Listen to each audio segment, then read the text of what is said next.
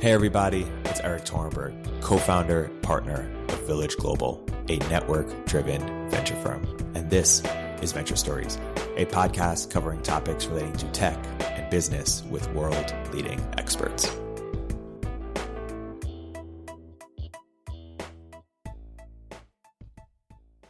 Hey everybody, welcome to another episode of Venture Stories by Village Global. I'm here today with two very special guests. Back by popular demand, partner of Village Global, Ross Fabini, and then portfolio CEO and co-founder of Ossium, Kevin Caldwell. Guys, welcome to the podcast. Hey everyone. Yeah. Kevin, what is Ossium and how did you come to start it? So Ossium Health is building a bank of bone marrow derived from deceased organ and tissue donors for transplant. So bone marrow transplants have been around for about 60 years. We usually think of stem cell therapies as 21st century medicine. For the most part, that's true. But the oldest type of stem cell therapy has been done 1 million times around the world and actually is a pretty well-established medical procedure. The thing is that historically, we've used bone marrow transplants for a pretty limited number of things. There are about 20,000 people in the U.S. every year who are diagnosed with blood cancers like leukemia. And many of these, and go searching for a matching bone marrow donor because of that. The thing is that there's actually about 125,000 people around the U.S. who are diagnosed with diseases that, in principle, are treatable by bone marrow transplant. The vast majority of those indications that people have, we never go looking for a matching donor for because there's such an incredible shortage of it. So Ossium is working on ending that shortage so that more people can access the procedure. And Kevin, you were at Bridgewater before. That's true, I was, yeah. So this is basically the same thing. It's bone marrow, hedge fund, same jam. Jam. Pretty much. How did you get from A to B? Or what's your story? Well, so I, in many ways, I found the work that I did at Bridgewater incredibly interesting. At a sort of global macro hedge fund, the economy of the entire world essentially was sort of within the purview of things that we sought to understand, and kind of the full bubbling up of human activity and all these transactions compiling into things that in the big picture sort of drove the sort of growth of nations was like incredibly interesting to be modeling and actually making decisions on, like actual bets at the largest hedge fund in the world. And so that was awesome. But then like you do it for long enough and you stop thinking about, well, how interesting, how intellectually stimulating is the work? And you start thinking more and more about like how meaningful is it? And so and this has nothing to do with Bridgewater. This is a career, and for me, a career as a public markets sort of hedge fund investor in general. I thought to myself, well, imagine that I'm 90 years old and I'm looking back at my life and my career, and I've spent that whole time taking, wealth from very wealthy institutions and individuals and making them even richer. Like, is that who I would want to have been? And I thought, okay, like probably not. Right. And so then I thought, well, what would be more meaningful? You're making us feel bad, Kevin. Yeah, sorry. It'd be cool to have that conversation with yourself or your deathbed. You're on the top of the mountain you flew to in your own helicopter. Your coffin made of gold. I'm just saying. Yeah, Kevin, you're on a roll. Yeah, as you were. And so I thought, what would be more meaningful to me? And so I believe that in every age in history, there's one field of technology that drives almost all innovation. We went from like horse-drawn carriages to the Apollo program in a little bit over a century, like mechanical and chemical engineering transforming the way we move. In the 50 years since the Apollo program, it's really been computerization and all things related to it have changed the world. And I believe that for the next 50 years, I think the thing that's going to define the 21st century is biotechnology. Like the very definition of what humanity is, we're going to have a better understanding of the actual mechanisms of, not just the sort of philosophy of it or the personal experience of it, but like how we work fundamentally. And I think that's going to change everything. And so I think there's something to be said for working in the field of your time in terms of maximizing impact and value. And then for me personally, I spent a lot of time as a kid with my grandparents, and I saw them go in and out of the healthcare system. And as far as, at like 11 or 12 years old, as far as I could tell, first they got sick, and then they would get retroactively diagnosed with some indication, and then we would go and give them a therapy that reduced their suffering, but didn't really improve, didn't restore their health. And when I asked, like, why couldn't we anticipate what would make you sick beforehand? Why weren't we actually sort of rejuvenating you? The answers I got were things like, well, that's not how medicine works. And that may have been true back then, but even by the time I was, at Bridgewater, it wasn't really true anymore. We were developing sort of a toolkit that let us do medicine in a more regenerative, more restorative, and fundamentally more exciting way. And so all those things kind of motivated me to go into this space. And how did you sort of navigate the idea maze around anything you could have done within biotech and why this was the problem and the opportunity you wanted to target? Right.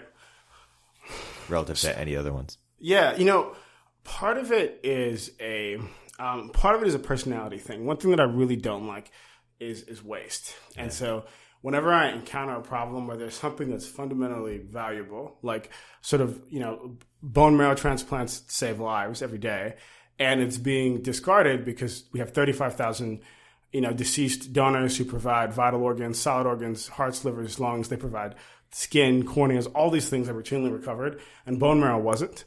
And we knew just from a handful of studies that had been done before in transplants that it was possible to recover bone marrow from a deceased donor and transplant it.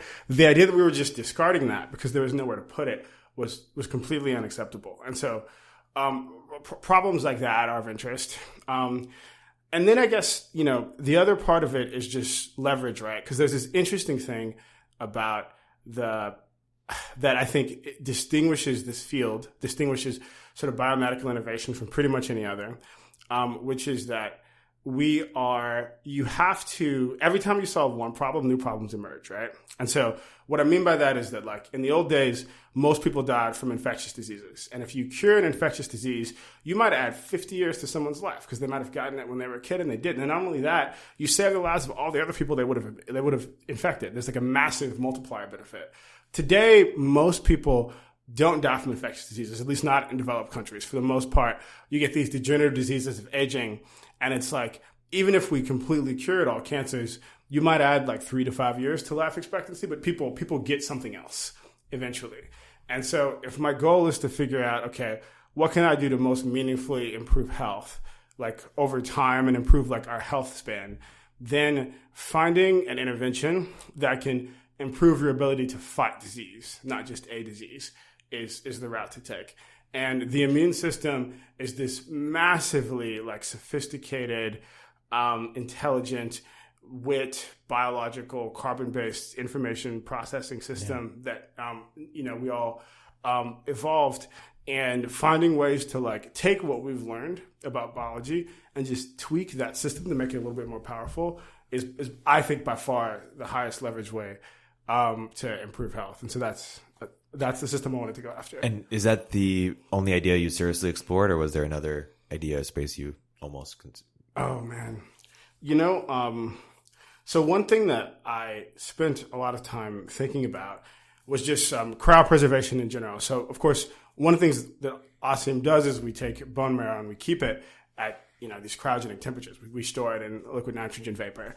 And so, the science of cryobiology, and in particular, this idea of preservation, long-term preservation of human cells and tissues is an incredibly interesting one, right? Because, this is just one random example. So right now, if you test a therapeutic, for the most part, you do an animal study, and then if it doesn't seem to do too much damage to the mice and sort of seems to, have the desirable effect you want on treating the mice that have the disease, you try a trial in humans. I'm grossly simplifying, but roughly that's how it works. It will be, and mice in some ways may be a good proxy for humans, and in other ways they're a terrible proxy. What would often be much better would be if you had actual human cells that were affected by whatever disease you were trying to treat that you just had off the shelf. You could just take, thaw, and then apply your small molecule pharmaceutical to. That could give you an awesome read. Maybe in many ways, certainly complementary to the mouse, and in a lot of ways much better. But we don't have the ability to freeze and thaw human tissue in a way that gives you living useful cells after. You would just get gush. And so I think that kind of thing where you develop this ability to preserve and reanimate human cells that are still living and functional, that changes the way that that pharmaceutical and cellular therapy research is done entirely. You make everyone's experiments are massively more efficient. And so that's also like in a category of things that I thought could be really powerful. The downside of that is that it's also like extremely indirect and it's not clear. It relies on a lot of other people really taking that tool and utilizing it in like an efficient way and not getting clogged, right? Because everyone's trained to do all their mouse experiments and like, do you want to switch? That's not what you did in grad school for 8 years or whatever. And so anyway, this I think was the right thing. But there's other ideas. And I think it's I think that this is one of the things that's really exciting about Ossium is that the first path to the go-to-market enabling stem cells used within immuno treatments for organ transplants, it's such a powerful idea, but then it leads to this bank of material which could be used obviously against leukemia, lymphoma. It could be used also for all these other expanded use cases where the question might begin now in some PhD researcher's mind, like, what if I had a whole bank of these same cells or same types of cells? How could my treatment perform? Or what new experiment could I invent? Right. Well, right now that just doesn't exist because there's no bank you can go to and do an experiment. So what the first instantiation is no small feat and a very exciting business and transformative idea. And then it opens up this whole new category of business of treatments. It is so incredibly exciting. I gotta think that's motivating, not just to do the first thing, but to say this is a life's mission. Yeah. I'm sure that also shows up when you're recruiting as well. It does, absolutely. And in fact, if there's anything that has been even more valuable to the company than I ever imagined or anticipated, it was the ability of being able to, how can I put this? Everyone who works with us and everyone who's considering working for us sort of wakes up every morning knowing that the work that they do, they are meaningfully advancing, like I said, a set of capabilities and technologies and infrastructure that will save countless lives in the future, and everything they're doing is fighting towards making that goal real. And I can really feel and see that in them just going above and beyond to deliver value. Yeah. That's been immeasurably valuable. And improve people's lives. Kevin, I actually forgot, I didn't tell you this, my brother-in-law just got a heart transplant in November, and he's living with us right now. I mean, consuming $4,000 worth monthly of immunosuppressant drugs, because that's how that works. And the fact that this technology treatment could be improving his long-term outcome, his near-term outcome in terms of personal health and happiness. Yeah. I mean, it's so remarkable. I think about that now all the time, every time I see him, because he's living with us right now. And I've got to say that must be a huge guiding star. Totally. And I can't believe I forgot to tell you that. I'm like, sitting around going like, dude, why aren't we in market more? We help my brother-in-law. Yeah, it's incredible. And I had there's a couple people in my family who've had organ transplants, and there's this thing where, I mean, without question, the ability to take a solid organ from one human being and transplant it into another and have it function and save their life is one of the crowning achievements of medicine. And it's like it's incredible and mind blowing that we can do it. But I think we often forget that, like, yes, it saves the person's life, but like the quality of life afterwards is just dramatically reduced. And not only, is just taking, 15 or 20 pills a day, which in some cases is necessary, just incredibly taxing, but like just the infections, and then the fact that in many cases they're ultimately rejected anyway. It just takes longer. And so I think if we can, there's a couple of people who have interesting histories in that they have had kidney transplants using traditional methods with immunosuppression, and then happened to participate in clinical trials where they got a second kidney transplant with immune tolerance afterwards. And so they know what it's like to have lived the post-organ transplant with immunosuppression and without, and it's night and day. And I think, there are, in a lot of ways, doing things like kidney and heart transplants better is like the first step. The really interesting thing is that there's all sorts of like things that we don't transplant today. Like intestine transplants are very rare. Limb transplants are very rare because rejection is such a huge issue that it doesn't make that much sense.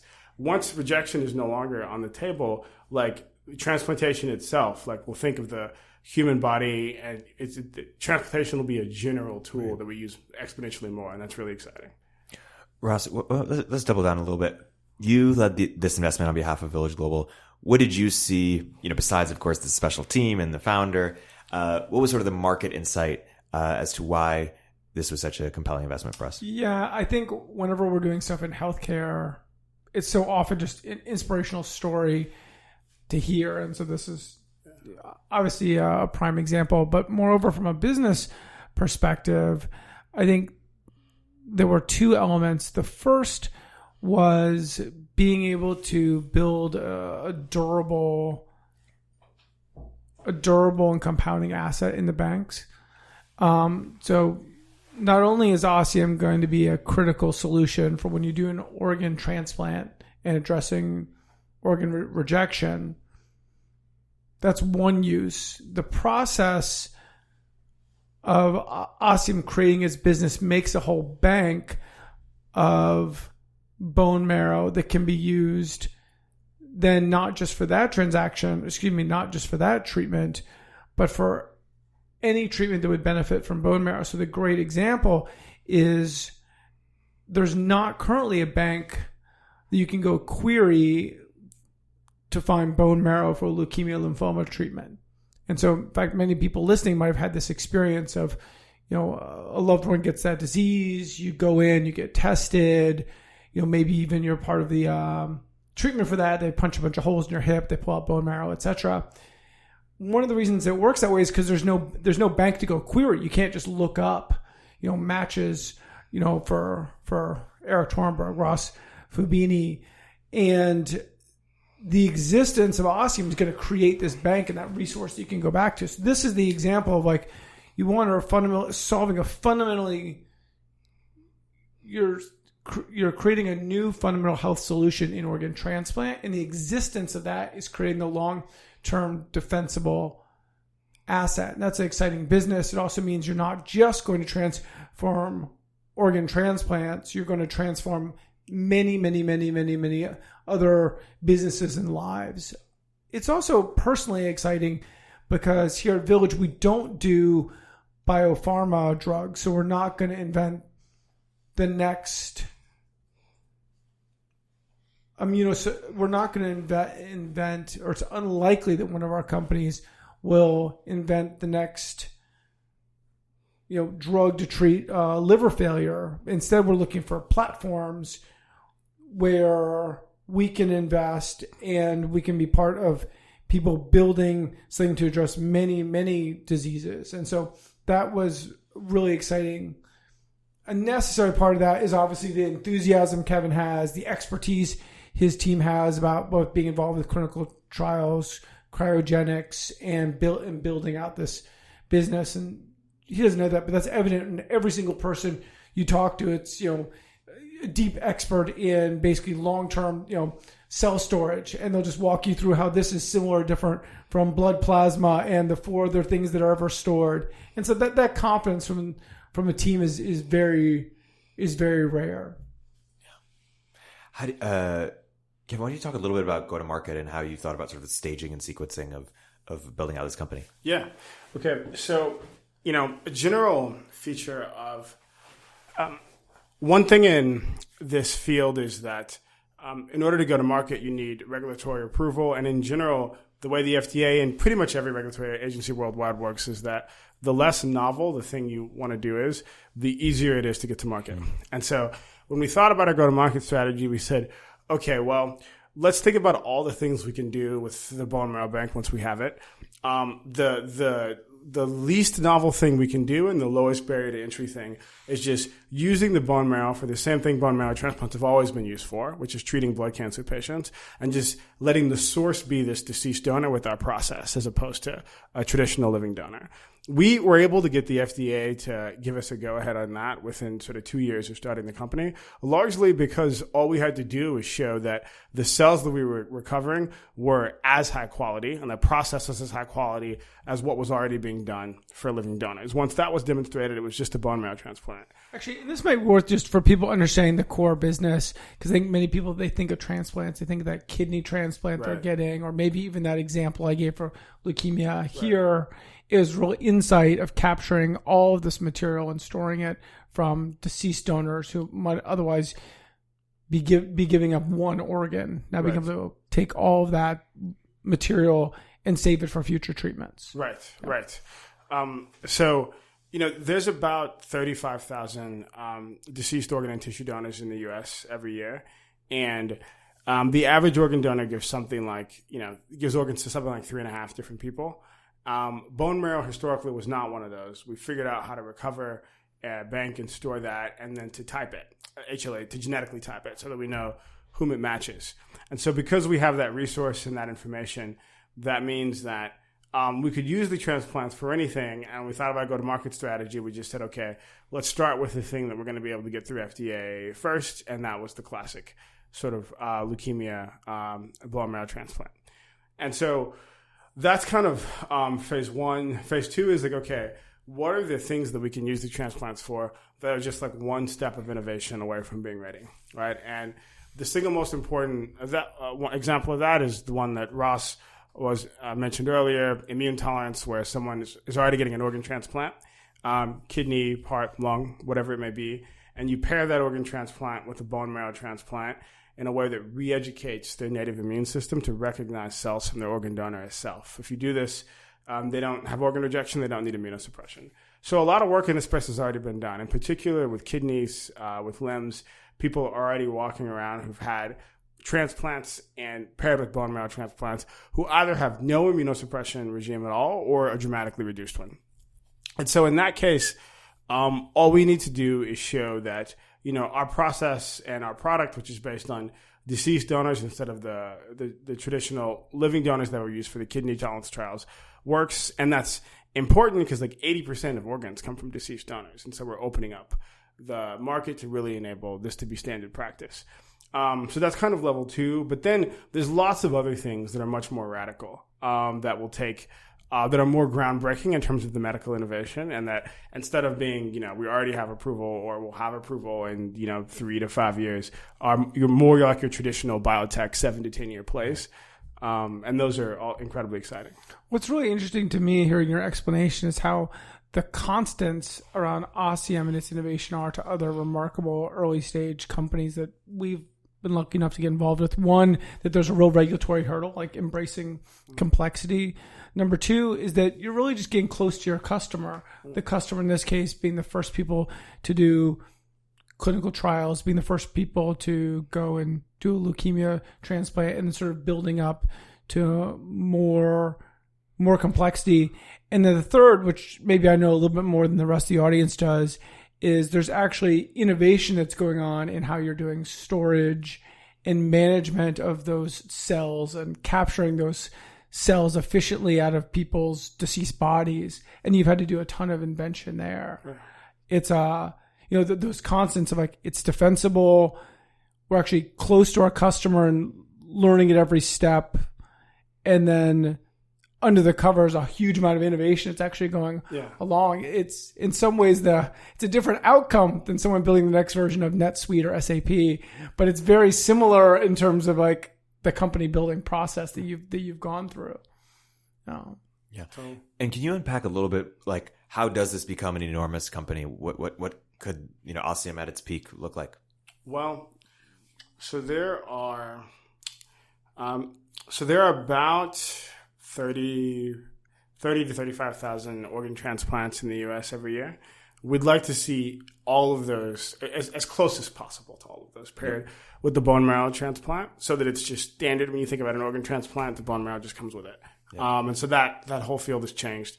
Also, then it's hard to estimate, but there's probably there's going to be some multiplier on that number of transplants once it becomes feasible to transplant more intestines and limbs and all sorts of things that are really immunoreactive.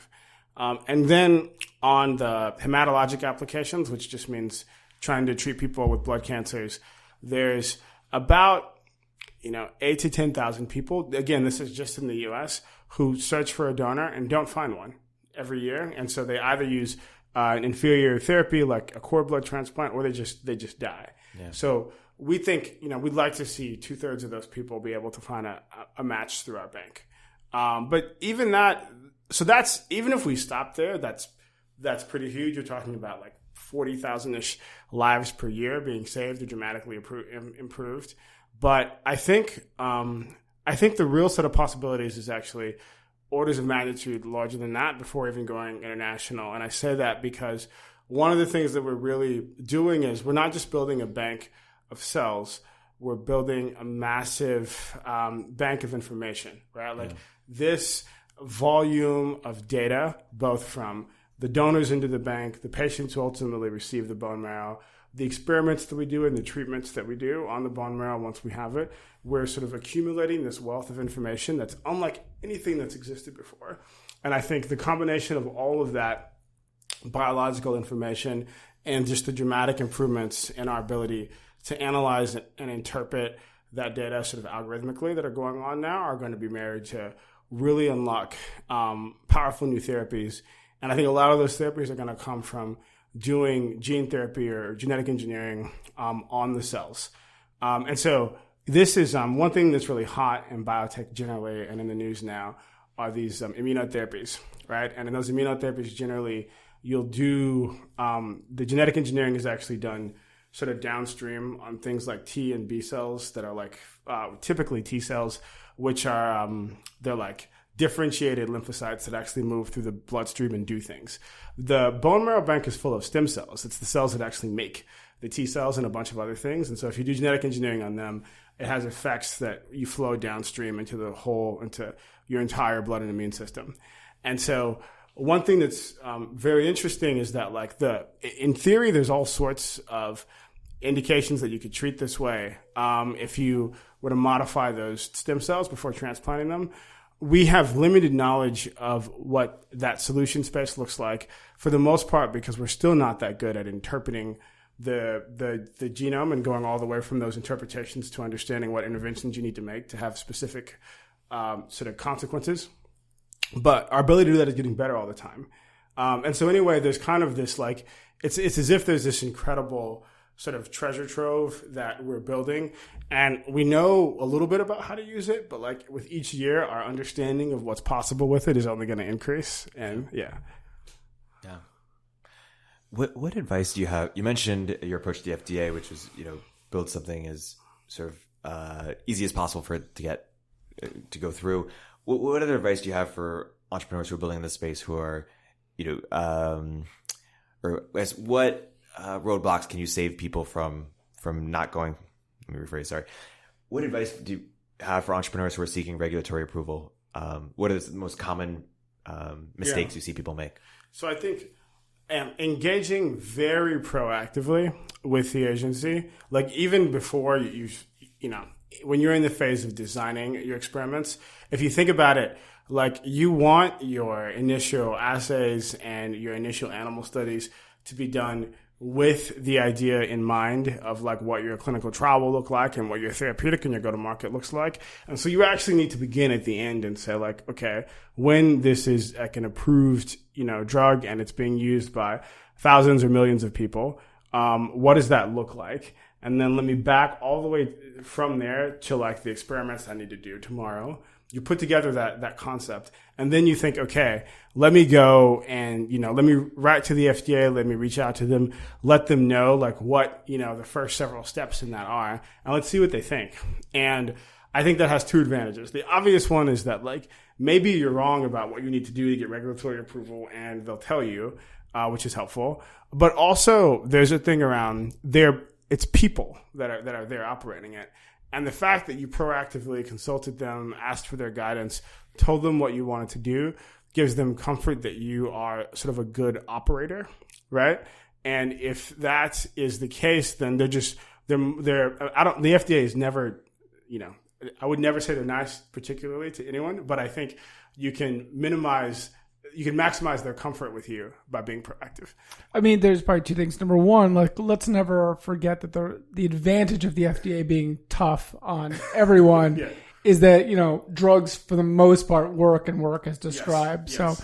So, in some ways, God bless the FDA, challenging they might be. It's funny also how common it is with regulatory groups, which is, showing up is 90% of it, and showing up at the beginning and saying, I'm thinking about this, and building that relationship. I think it gets lost, maybe just because people always think about, I don't know, they always think about the FDA, they always think about the label, not about like Sarah, the person sitting there taking the phone call, trying to, answer the question or help validate the therapy or whatnot. So Right. I think that's such a concept. We see it in the fintech side. We see it in the healthcare side.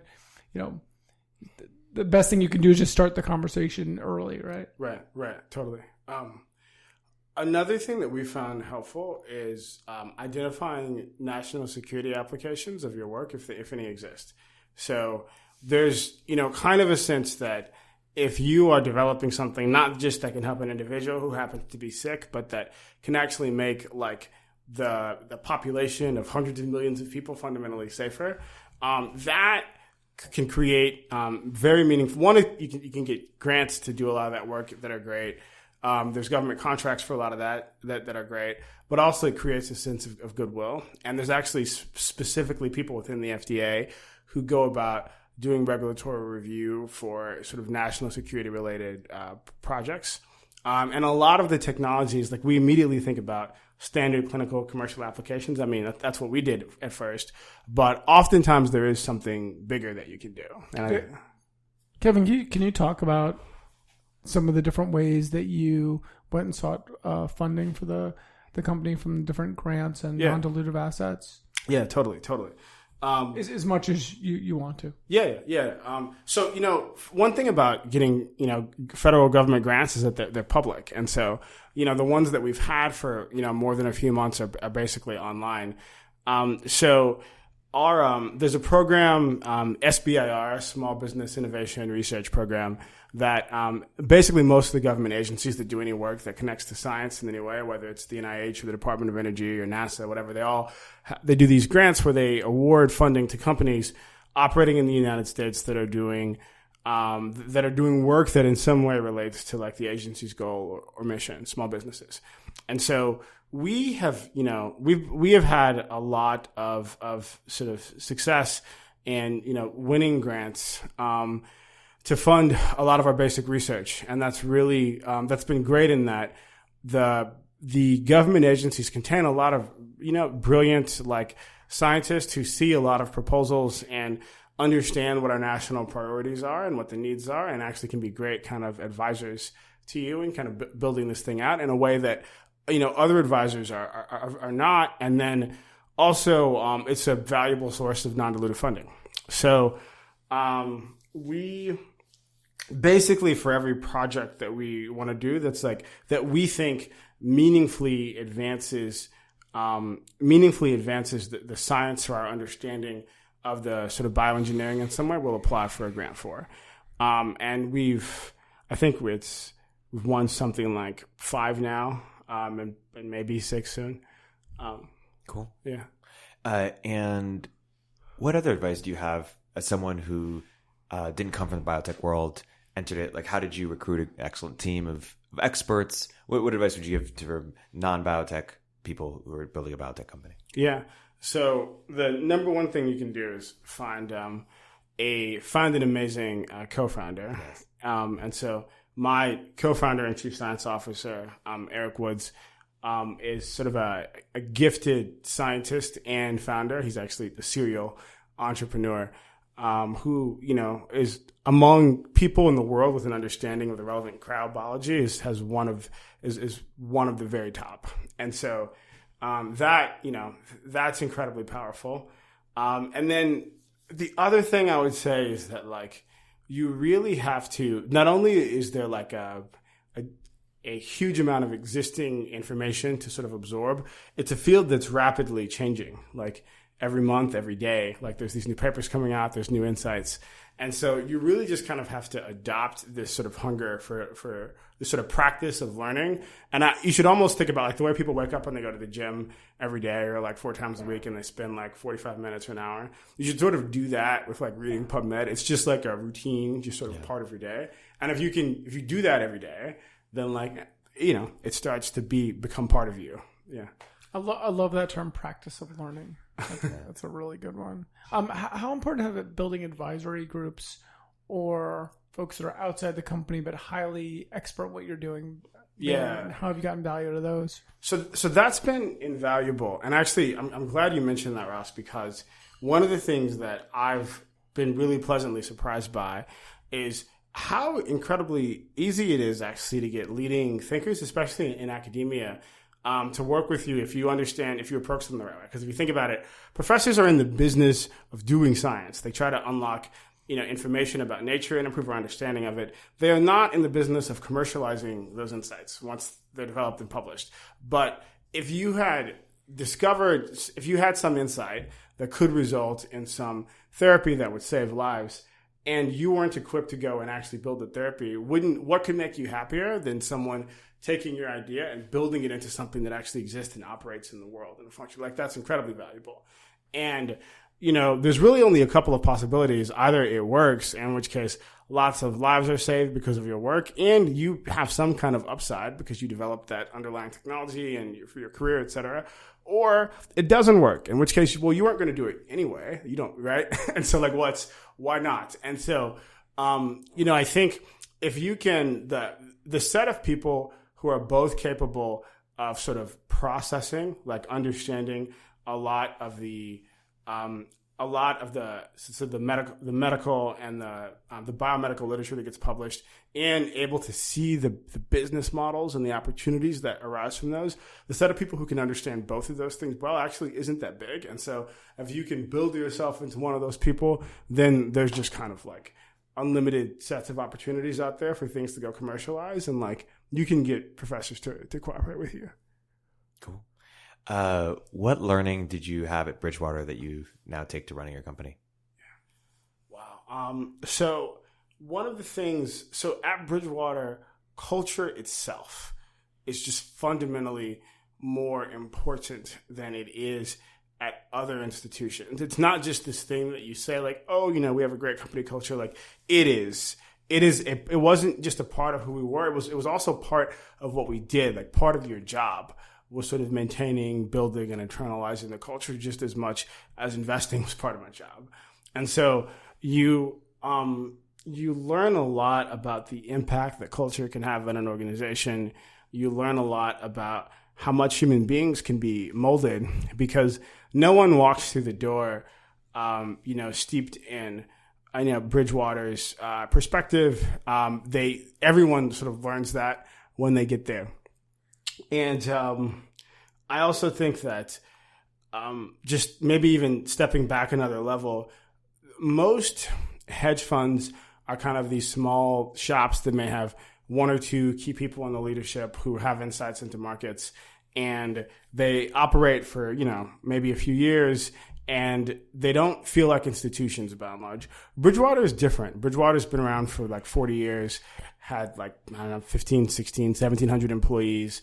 And all of our time was spent like building systems and trying to find ways to understand, the term we used was timeless and universal characteristics of markets and codify those.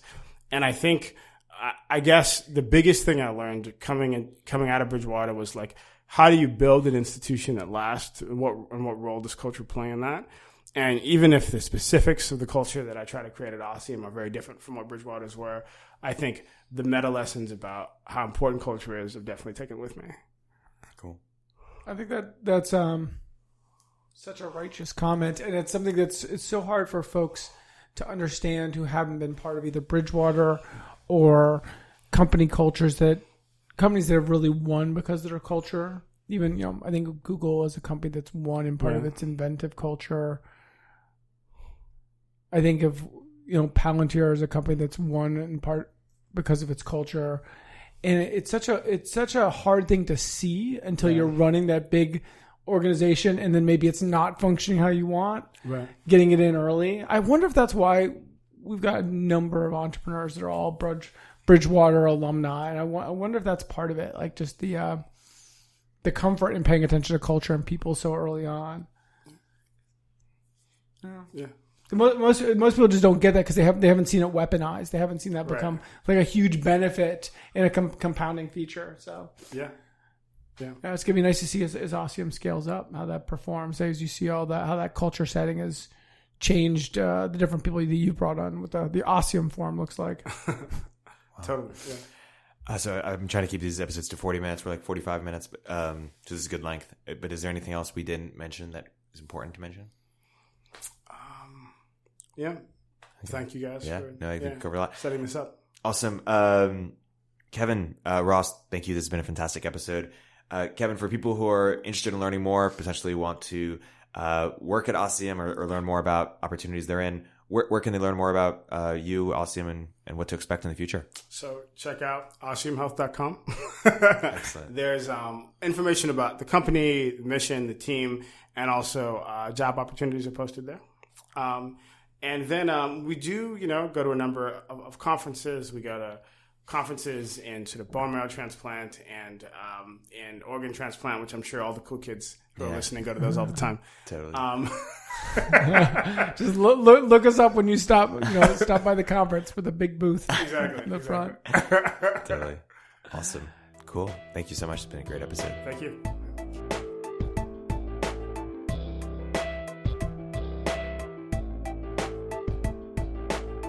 If you're an early stage entrepreneur, we'd love to hear from you. Please hit us up at villageglobal.vc/network catalyst.